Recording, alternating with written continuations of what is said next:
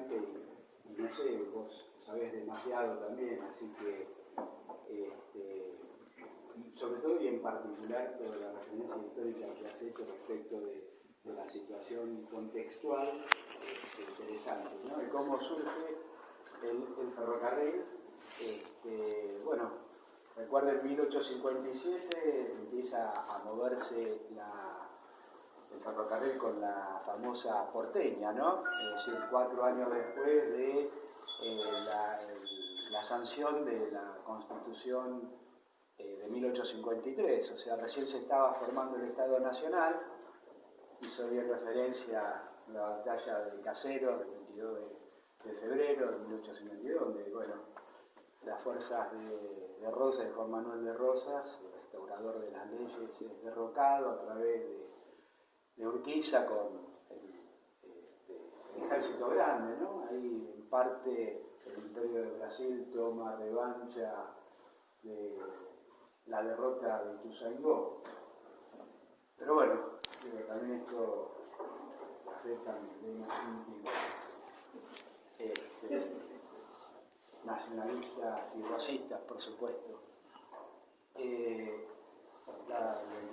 20 de noviembre de 1845, la batalla de la Vuelta de Olvido, donde Rosas defiende los intereses del país a través del bloqueo y del trato de la invasión del territorio nacional a través de tratar de declarar la ley de navegabilidad de los ríos interiores, ¿no? La flota anglosajona. Nuestro máximo héroe nacional le otorga a Juan Manuel su sable, ¿no? El que lo acompañó durante todas sus batallas. Así que bueno, nada, este contexto me da pie entonces como para hacer esta referencia. Entonces, ahí nomás, apenas constituida o intento de constitución, ya mencionó la batalla de Cepeda, en fin, todavía el Estado Nacional se estaba conformando, las Provincias Unidas del Río de la Plata estaban cesando sus luchas internas, 1853 se dicta la Constitución Nacional y bueno, una de las importancias que tenía que ver con el desarrollo tecnológico para esa época tiene que ver con el ferrocarril, ¿no? Es decir, un elemento por demás necesario para poder vincular a todo el país y darle un carácter federal, poder llegar a lugares distantes, pero también facilitar el intercambio de mercancías y de pasajeros, ¿no? Así que bueno, a partir de esa época empieza a desarrollarse el ferrocarril que alcanza su momento culmine hacia 1945, un poco más, alcanzando una extensión de más de 45.000 kilómetros de vías férreas y con una dotación que llegó a tener Ferrocarriles Argentinos ya aproximadamente 200.000 personas. Es decir, era la empresa más grande que tenía el país en cuanto a extensión. La ocupación territorial era fundamental, pero también la cantidad de empleados, de manera directa, y otras cantidades importantes que eran empleados de manera indirecta, a través de los proveedores, a través de las empresas contratistas. Bueno, de hecho, el pueblo de los Talleres nace a partir de medio escalada, ¿no? Nace a partir precisamente de la instalación de los talleres. 1901 a 1902 data, si ustedes se fijan, en lo que eran los almacenes 1902, los talleres 1901, es decir, la construcción actual tiene más de 100 años, y bueno, todo ese desarrollo tecnológico importante, menos de 50 años de sus primeros albores en el país, Remedio de Escalada o los talleres, el pueblo de los Talleres se constituye como una unidad industrial, donde, bueno, casualmente estoy viendo un coche de 1925 que está en los talleres Alianza, el año que viene cumple 100 años, fue construido precisamente en los talleres del Ferrocarril Sur, era la denominación original que tenía cuando Edward Banfield, ¿no? Empiezan a la construcción de este ferrocarril. Que conjunto con el oeste, el ferrocarril tenían luego una misma administración, por eso tenían la misma trocha, 1676, la trocha ancha. Y lo que decía Omar, el otro tren, el tren provincial, el ferrocarril provincial, tiene una trocha angosta, la trocha métrica, o sea, 1000 milímetros, un metro exacto. Pero bueno, volviendo entonces a lo que les comentaba también a manera de anécdota, la idea nuestra es traer, hoy se encuentra ese coche histórico en los talleres Alianza, del San Martín, hoy lo tiene bajo la tutela Ferrocarriles, Trenes Argentinos Carga. La idea nuestra es traerlo a la universidad para convertirlo en un centro cultural y tecnológico y que cumpla los 100 años en la zona donde nació, en los talleres de Remedio de Escalada, en la Universidad Nacional de Lanús, que nosotros usamos. Gran parte de nuestro predio, todo nuestro predio era parte de lo que eran los talleres del Ferrocarril Sur, luego Ferrocarril Rota. Yo soy cuarta generación ferroviaria, es decir, trabajé en los ferrocarriles, mi papá trabajó en los ferrocarriles, mi abuelo y mi bisabuelo. Así que muchos de los que peinamos canas, o no tanto, hemos tenido un arraigo familiar, es decir, por ahí el ADN no figura, pero está lo ferroviario. Entonces queremos mucho al ferrocarril por esta cuestión, es decir, era una gran familia.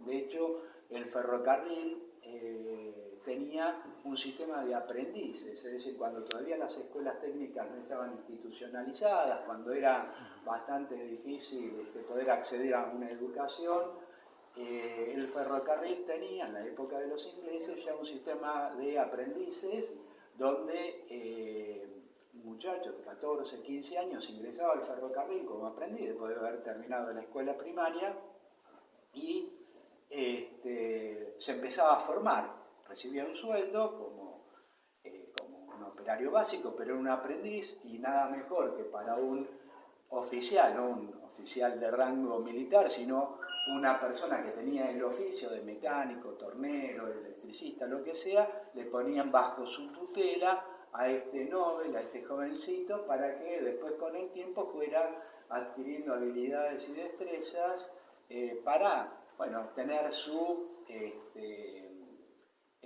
oficio dentro del ferrocarril. Los talleres, bueno, tenían ese sistema de aprendices generales y también los aprendices privilegiados, que eran por lo general hijos de ingleses o algunos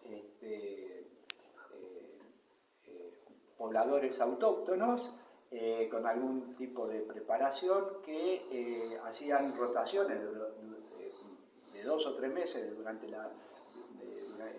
a lo largo de las distintas secciones que tenían los talleres de Remedio de Escalada, y después la idea era que esas personas obtuvieran algún cargo jerárquico, capataz, jefe, es más, el ferrocarril le proveía, después de muchos años de trayecto laboral, el cargo de ingeniero jefe de. O sea, yo tengo planos del año 30, 30 y pico, donde dice ingeniero jefe de día, ingeniero jefe de obra, ingeniero jefe de mecánica. El tipo no había ido a la universidad a formarse, sino que a través de toda su formación empírica, en lo que había hecho durante tantos años en el ferrocarril, tenía una serie de conocimientos, habilidades, destrezas, que importaban para el ferrocarril esa jerarquía, jefe, ingeniero, jefe, ¿no? Ingeniero. Bueno, obviamente a medida que fue pasando el tiempo, estos requerimientos formativos se fueron teniendo que sistematizar. Y así llegamos nosotros con la Universidad Nacional de Lanús, Y si me permite, ya entonces empiezo a mostrar un poquitito esto de cómo surge precisamente la Universidad Nacional de Lanús en un predio que es netamente ferroviario, ¿no? No sé si alcanzan a ver. Pero bueno, lo voy tratando. La idea es que tengamos una charla más que una exposición, así que te desearía que sea un diálogo. Pedí disculpas, ¿no? Por llegar tarde, ¿no? Bueno, disculpas, pero bueno, la verdad que estamos con varias cosas y después se me complicó un poco el tema del estacionamiento. Ahí está. Entonces, bueno, la Universidad Nacional de Lanús, dentro de la Universidad Nacional de Lanús, yo coordino, dirijo todo lo que es el campo problemático de las tecnologías ferroviarias en particular y, bueno, cuestiones asociadas con el transporte. El logo es ese, Granates, por seguramente alguna cuestión que todos interpretarán.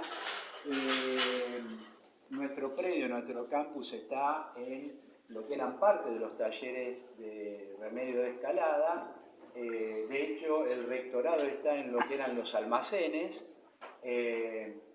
Por ejemplo, la biblioteca está en lo que, bueno, hoy se llama el edificio Scalabrini Ortiz. Fíjense que la mayoría de los, todos los edificios o todos los ámbitos todos los ámbitos de la universidad tienen nombres que hacen referencia a nuestro pasado histórico, es decir, autores, miembros de la cultura, playa de estacionamiento Pulqui por el avión a reacción producido durante la presidencia de Perón, Rastrojero, otro también emblema de la industria nacional, un vehículo totalmente argentino. Pero bueno, a ver si puedo seguir con esto.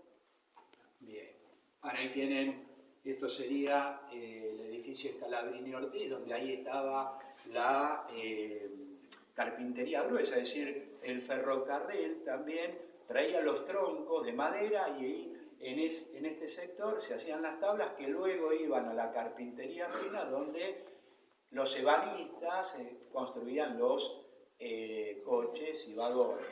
De hecho, el coche de 1925, toda la carrocería es de madera. Bueno, la Universidad Nacional de Lanús está agrupada por departamentos. El departamento que yo, en el cual estoy, es el de Desarrollo Productivo y Tecnológico. Fíjense, Desarrollo Productivo y Tecnológico, o sea, todo lo que tiene que ver con la producción y la tecnología está ubicada en ese departamento, cuya directora es Mariana Ugarte. Nosotros no tenemos ubicación, no tenemos conformación en facultades, como habitualmente sucede en el resto de las universidades, sino a través de departamentos que están nucleados a partir de problemas.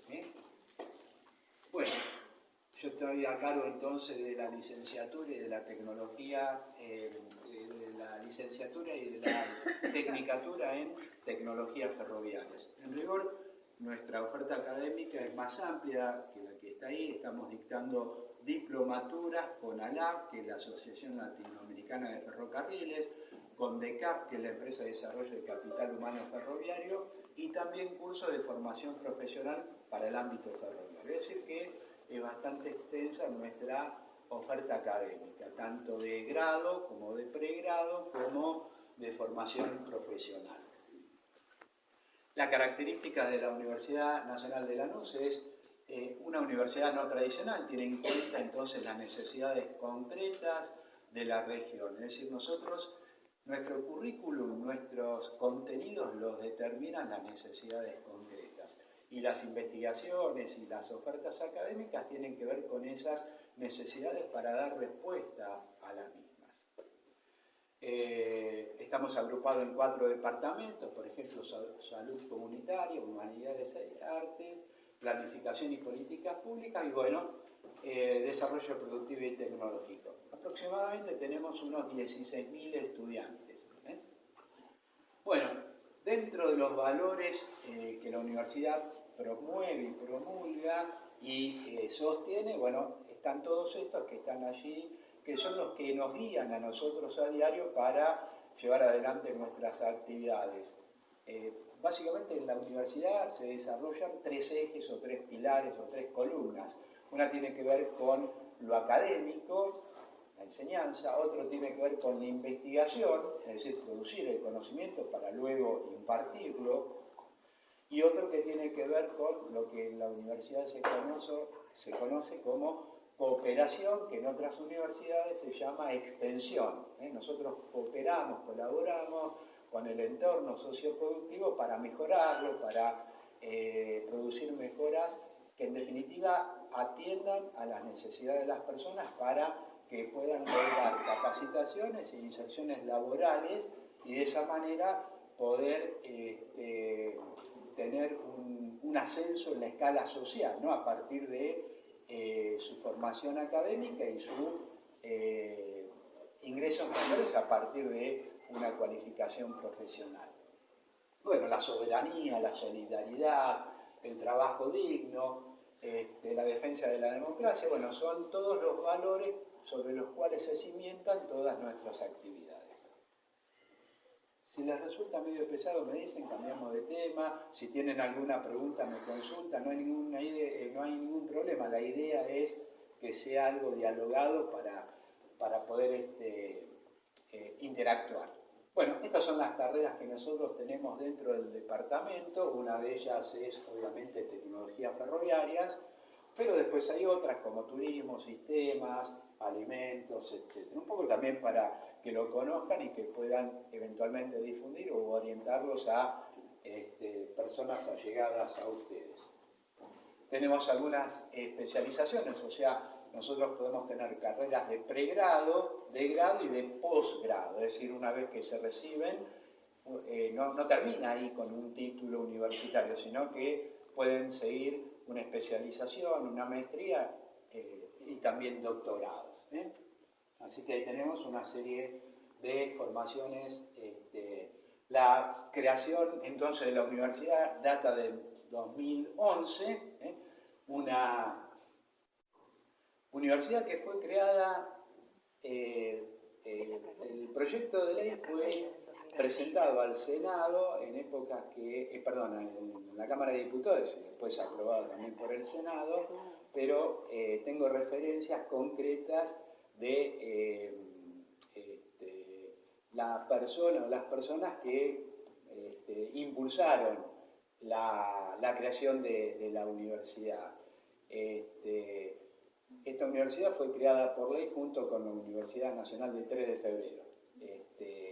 Así que bueno, nada, es algo interesante de conocer. Bueno, nosotros dentro de la universidad tenemos la posibilidad de efectuar becas o de dar becas, es decir, porque si bien la Universidad Nacional de Lanús es estatal, pública, no arancelada, no siempre esto garantiza que todos puedan acceder a la universidad a estudiar. ¿Por qué? Bueno, porque hay que comprar apuntes, hay que movilizarse, en fin, por ahí hay personas que tienen familia y bueno, esto implica tener que disponer de tiempo para el estudio. Bueno, entonces hay becas de distinta naturaleza, hay becas que están conformadas por el aporte de los docentes, el 1% de los docentes, el 1% del sueldo de los docentes va a esas becas, hay otras becas nacionales y tenemos por suerte,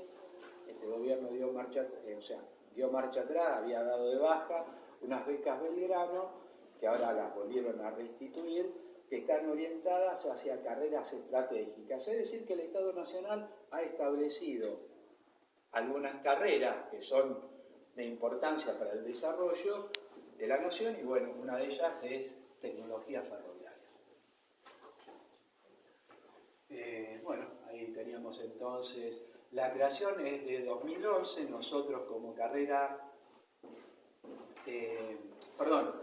la creación de la carrera es de 2011, la de la universidad es anterior. Es anterior, perdón, sí. 2011, en agosto del 2011,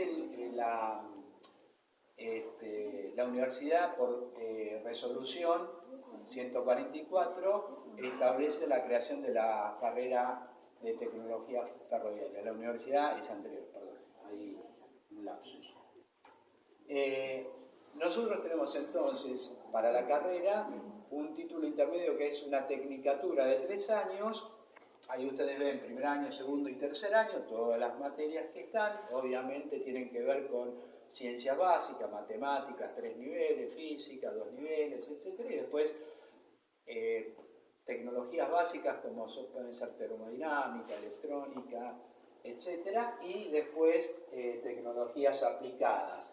Por ejemplo, tecnología ferroviaria 1, 2, 3, donde los estudiantes ven la parte de vía, la parte de material rodante, señalamiento, es decir, cosas muy específicas del ferrocarril.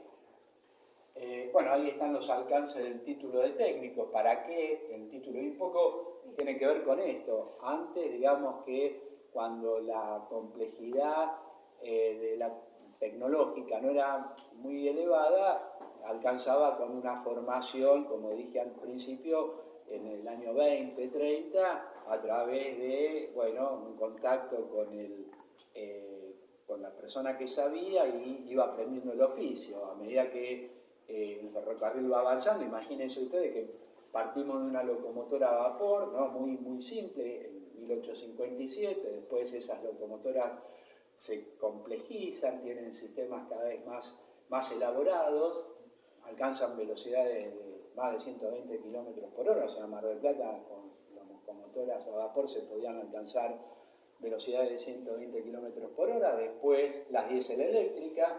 El ingeniero Sacagio diseña en 1930 una locomotora diésel eléctrica, es decir, para tener aceleraciones y desaceleraciones interesantes para servicios urbanos, se les requiere, digamos, un motor eléctrico que es mucho mejor para producir aceleraciones.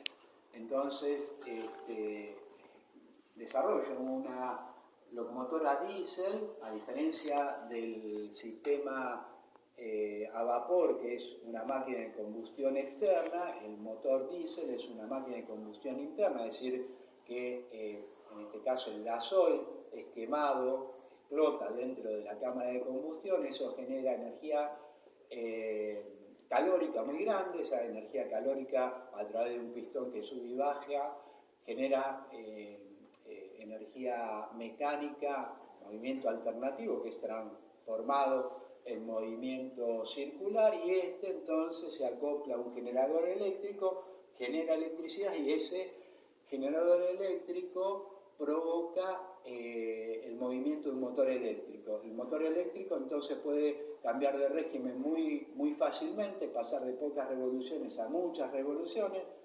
Recuerden que los motores diésel originalmente eran motores diésel lentos, es decir, eran muy difíciles de que aceleren. Bueno, todo esto en el año 1930, el ingeniero Sacagio desarrolla acá en Argentina una locomotora diésel eléctrica que en el segundo gobierno de Perón es construida, y se construyen dos, la justicialista y la argentina.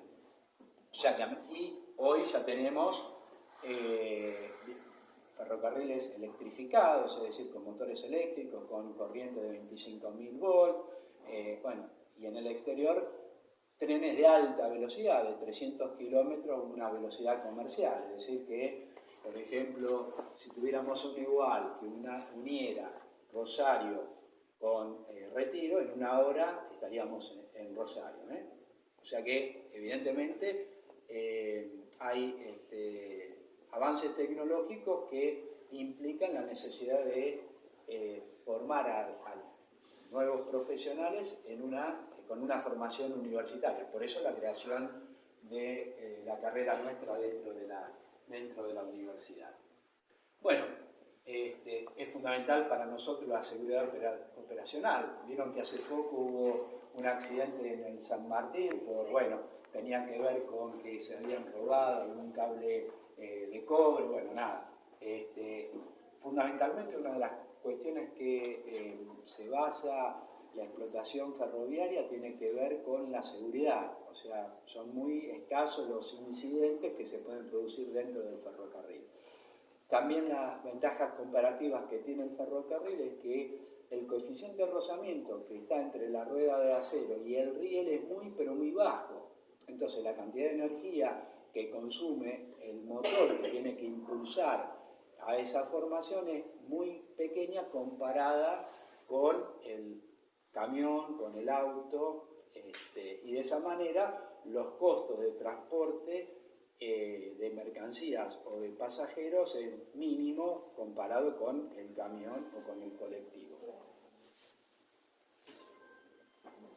Bueno, la licenciatura tiene dos orientaciones, una en infraestructura ferroviaria y otra en electromecánica ferroviaria, que tiene que ver con la parte material tractivo, alimentación, señalamiento. Bueno, ahí están las dos orientaciones. Infraestructura, todo lo que tenga que ver, como dije antes, con la vía, las obras de arte, los puentes y demás. Bueno, ahí están detalladas algunas materias de la electromecánica ferroviaria. Los alcances del título, es decir, una vez que la persona se recibe, bueno, ¿qué puede hacer con ese título? ¿Qué lo habilita? Hacer investigaciones, después vamos a ver algunas de las investigaciones que estamos haciendo. Infraestructura ferroviaria apunta a todo lo que es la parte de vía, ¿no? La vía obviamente tiene sus complejidades porque tiene que tener, bueno, al menos acá un durmiente sobre el cual descansa la vía, el riel que conforma la vía se puede soldar o se tiene que deslizar, en fin. El balasto tiene una función, bueno, ¿cuál es la función del balasto? Todo eso, bueno, lo ven dentro de estas carreras. Ahí tenemos nosotros convenios con distintos organismos, el Ministerio de Transporte de la Nación, bueno, ahora relegado, ¿no? Pero en su momento era Ministerio de Transporte, Interior y Transporte, luego Ministerio de Transporte, bueno, hoy Secretaría.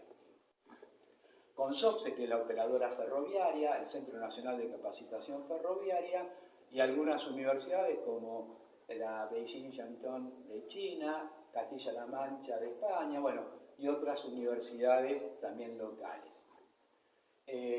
Nosotros hacemos pasantías laborales, es decir, que nuestros estudiantes reciben una formación académica, pero también la parte práctica es fundamental. No podemos escindir de un lado la teoría y por otro la práctica, sino que hacemos prácticas, hay una materia que se llama prácticas supervisadas, y algunos alumnos además logran pasantías laborales rentadas, es decir, que trabajan 4 horas por día, tienen una supervisión por parte nuestra y también del ferrocarril, se le paga, no de manera reducida, sino que se le paga por el puesto que está ocupando, obviamente con la cantidad de horas que en vez de trabajar 8 o 9 horas, trabaja 4, entonces se le paga la mitad, pero del puesto que está desempeñando. O sea, que no es trabajo cuasi esclavo, o sea, que recibe una remuneración, lo que aprende en la universidad lo aplica y a su vez, a medida que va trabajando, va aprendiendo cosas que después lleva a la universidad. ¿Dónde tenemos esas actividades? Bueno, nosotros estamos con participación en organismos públicos, formamos parte de la red universitaria de transporte, el Foro Ferroviario, la Asociación Argentina de Ensayos No Destructivos y Estructurales. Bueno, la internacionalización que antes comentaba con universidades, bueno, ahí seguimos con distintas universidades, las articulaciones que hemos hecho, hemos traído en su momento a gente de miembros del doctorado en transporte de España para que dieran clases a nuestros estudiantes y a miembros del ferrocarril. Este año hemos hecho esos seminarios, pero de manera virtual, porque los costos no lo permiten. Y bueno, otra de las investigaciones que ahí estamos desarrollando, después se las voy a comentar un poquito más en detalle. Bueno, esta presentación estaba en particular con Saint Pölten, que es una universidad de Austria, con la cual tenemos convenio. Pero bueno, un poco para que vean lo que antes comentaba, la red ferroviaria, ¿no?, llegó a tener más de 45.000 kilómetros y más de 200.000 empleados. Una de las cosas que se dice del ferrocarril es que tiene la forma de las vías de la mano o los dedos de una mano. ¿Por qué? Porque si ustedes observan todas estas líneas que están en colores distintos, que tienen que ver con los colores con líneas determinadas, todas convergen hacia un punto. ¿A qué punto convergen? Buenos Aires y particularmente hacia el puerto, ¿no? Es decir, ¿cuál era la idea? Bueno, cuando el ferrocarril empieza a desarrollarse, los capitales primero franceses, luego ingleses, tienen interés sobremanera, ¿no? ¿Por qué? Porque si ustedes se fijan, toda la pampa, sí. Sacaban el quebracho de la zona del litoral y se lo llevaban. Lo mismo pasa en La Rioja con una estación que se llama La Mexicana, que quedó ahora desde ya en desuso, pero sacaban el oro y por eso los ingleses hacen el ferrocarril. Primero hacen un espacio que comunica la boca de la mina para sacar los trozos de piedra más el oro que estaba allí, se fundía en la estación número 1 de La Rioja y se sacaba ya el oro en lingotes. Luego los gobiernos comienzan a ponerle un valor a ese oro que están sacando y ellos dicen, no nos conviene más. Entonces, bueno, dejaron todo Ramón que quedó vida. La mexicana. El gerente era Joaquín González. Sí. Claro. Ya, fíjense entonces cómo no es casual entonces que esta distribución tenga, digamos, radial, una distribución radial, todos apuntando, digamos, prácticamente a un punto, en realidad son varios puntos, ¿no? Solo una línea que iba a Rosario, Puerto Belgrano. Claro, pero igual también Bahía Blanca por el puerto, ¿no? Pero en general, fíjense, esta línea que después llega, bueno, obviamente a Constitución. Pero si ustedes observan la zona mayormente con mayor densidad de líneas férreas, es toda la parte de la Pampa o la zona núcleo, ¿no? Es decir, ¿por qué? Porque el interés, ¿cuál era? Exportar la materia prima, ¿no? En aquella época fundamentalmente grano, ¿no? Trigo, maíz, etc. Y los ingleses tenían un negocio redondo, porque venían con sus barcos y los barcos no podían venir vacíos, tenían que venir con lastre. Ese lastre que eran los excedentes de las manufacturas que tenían en la revolución industrial europea, particularmente inglesa. Entonces, ¿qué traían? Productos elaborados de hierro, ¿no? El antecesor del acero. De esos productos, el flete entonces lo traían lastrando a esos barcos con el costo mínimo o nulo, porque lo que venían era a llevarse la materia prima. Venían, dejaban obviamente y vendían esos productos elaborados. Esos productos elaborados por lo general lo invertían en gran medida en la construcción de las vías del ferrocarril. El Estado le garantizaba a los capitales que hacían la inversión una renta del 7% anual, que en ese momento era muchísimo, respecto de lo invertido. Es decir, esa inversión, si no tenía ningún fruto, ningún beneficio, el Estado le pagaba el 7% de la inversión. Ya que era un negocio que estaba por demás garantizado, exacto. Cualquier similitud con el Ricky. No solo una visión extraccionista. Por algo, creo que aún hoy los granos cotizan en la bolsa de Londres, en Inglaterra. No, seguro. No cotizan acá ni en Rusia ni en Argentina. No, seguro.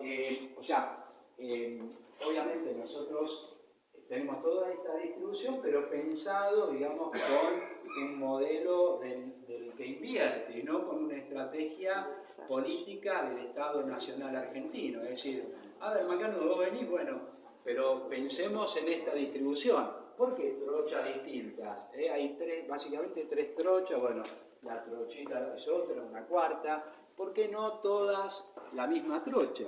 ¿Por qué no todas que puedan tener interconexión? O sea, ahora nosotros tenemos con el San Martín, con el Roca y con el Sarmiento posibilidad de conexión en algún punto, pero básicamente la cuestión fue desde el principio media anárquica, ¿no? Porque tenía que ver con los intereses de esos capitales. Así que bueno, esto pone de manifiesto entonces cómo el desarrollo ferroviario fue signado no por los intereses reales del argentino, del Estado Nacional o del gobierno, debería haber habido una política a largo plazo, y sin embargo, bueno, los capitales venían, invertían y se le garantizaba ese 7% de ganancia. O sea, invertían yo les digo, trayendo la materia prima, los productos elaborados de afuera, y se llevaban la materia prima también a valores muy escasos. Y el productor, ¿a quién le tenía que vender? Al ferrocarril, porque era el que se lo transportaba. Es más, si ustedes observan en la provincia de Buenos Aires, cada 100 kilómetros más o menos hay ciudades importantes, Olavarría, etc. ¿Por qué? Porque el ferrocarril tenía que parar a esa distancia, al principio, las locomotoras para recargar agua. Entonces era, digamos, la creación de esos núcleos que luego se transformaron en ciudades, tenían que ver con una necesidad del ferrocarril. Obviamente, donde había una gran estación de importancia, que había silos y demás para comprarle a los productores y transportarlo después a los costos, con el costo que el transportista establecía, ¿no? Bueno, esto estamos hablando de, digamos, la época dorada del ferrocarril. Para 1989, no sé si recuerdan esa época, ramal que para, ramal que cierra, un poquito después, el ferrocarril ya tenía un poco menos, 90.000 empleados y perdió 10.000 kilómetros. O sea, hubieron planes, el famoso plan Larkin en la época de Frondizi, ahí está, de Frondizi, donde, bueno, empezaron con una mirada simplemente monetaria. Bueno, esto no da ganancia, lo cerramos. Bueno, no da ganancia, pero en el ferrocarril hay algo que se llama externalidades, es decir, la inversión que hace el ferrocarril rinde otros frutos. ¿Y cuáles son otros frutos? Y bueno, que las poblaciones están vinculadas, hay transporte, claro, están intercomunicadas. Y esto genera la movilidad, la unión, el sentido federal de todo, ¿no? Entonces, un ferrocarril, a diferencia cuando se lo compara con el camión no mantiene no mantiene la calle, no mantiene el semáforo, no mantiene la luz, ¿no? El ferrocarril sí, tiene que mantener la infraestructura, la vía, tiene que mantener el señalamiento, en fin, un montón de cosas que eso está fuera, digamos, está dentro de la contabilidad, ¿no? Y es lo que hace que aparezca como pérdida. Por eso, en la década del 90, en Europa empezó a separarse la infraestructura de la explotación, para, bueno, eso poner de relieve las contabilidades que deberían ser separadas, ¿no? Pero bueno, al ferrocarril se le engañaba el hecho de da pérdida, ¿no? Pero da pérdida ¿por qué? Porque tiene que mantener todo lo que dije antes. Bueno, por aquella época, 1989,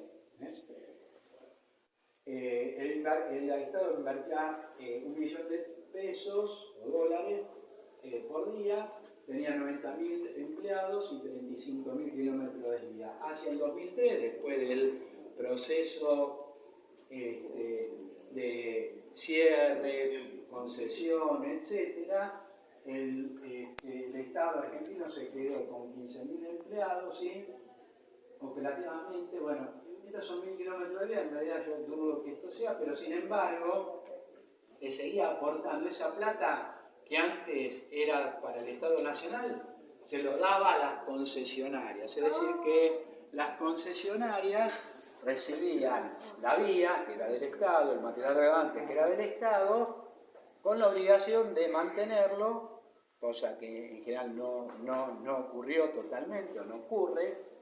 Es más, estamos hablando de, pongamos número redondo, 2003, hace más de 30 años, 1993, ¿no? 1993, 94, ahí se produjeron las concesiones y demás. O sea, número redondo, 30 años, las concesiones siguen en poder de los mismos que la tuvieron, están recontravencidas y seguimos prorrogándolas y demás, con pérdidas sustanciales, obviamente, para el Estado. Sí. Inclusive, no solo se concesionó, después se los paso para que lo tengan. El Estado concesionó no solo lo que daba frutos, es decir, normalmente en los países por ahí que tienen buenos rendimientos, el transporte de carga ferroviario es el que subvenciona el transporte de pasajeros. ¿Por qué? Porque el transporte de carga da ganancia. Entonces esa ganancia la invierten en los pasajeros porque en general el tráfico de pasajeros no da ganancia, al contrario, da pérdida. Sí. Sí. Nosotros, que somos productores de cereales, tenemos todo un ramal, tenemos toda una distribución cerealera. Sí. Es más, un tiempo aún después de Carlos Saúl, lo manejaban parte se le había concesionado a los mismos trabajadores de ferrocarriles, todo lo que era la parte del transporte cerealero, que sería millonario, un negocio millonario que dejaría a la Argentina y, como decís vos, podría trasladar, transformar y subvencionar otro tipo de transporte. Claro, sí, sí. De hecho, a ver, muchos de los productos que nosotros hoy pagamos, a lo mejor un valor superior al que realmente debería ser, obedece a la cuestión logística, a los gastos que invierte en logística en el transporte, porque en general se da por camión. Entonces, el camión, obviamente que es mucho más chico, el consumo energético es mayor, hay una persona por cada camión, cosa que esto se reduce en el transporte ferroviario, ¿no? Es decir, hay una contaminación. Bueno, por eso, hay con los problemas que tenemos con la falta de energía, ¿no? Ahí está, bueno. Si uno compara las 10, y yo tengo las 10 razones para dar prioridad al tren, bueno, estas son cuestiones fundamentales. Una que es el consumo energético, mucho menor. Otra que tiene que ver con el efecto invernadero. Al tener menos camiones, habría menos... ¿Hay alguna estadística, digamos, Sí, no las tengo, pero nuestra matriz energética, la tercera parte de la matriz energética se va en el transporte. ¿Y cuánto se ahorraría si fuera por vía? La verdad que no tengo el dato preciso, pero a ver, se ahorraría bastante, sobre todo porque no consumís combustibles fósiles, no generás dióxido de carbono, no contaminás, obviamente, no haces efecto invernadero. O sea, si empezás a hacer la cuenta fina, es muchísimo. Sí, claro, sí. Disculpen que vaya un poco a meter la cuchara, le damos un poquito de